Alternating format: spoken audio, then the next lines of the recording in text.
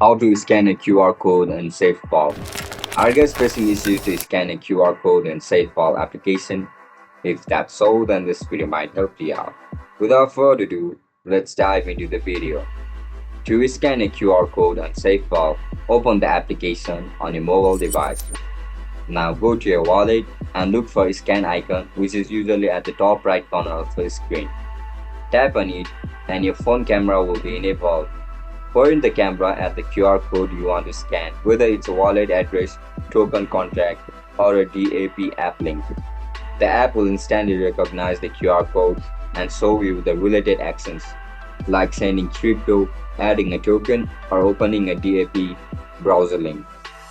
Always double check the scanned address or info before confirming any transactions to stay secure. And if you are not sure how to complete any of these steps, make sure to check out the other videos in this channel for full guidance. And that's it, guys.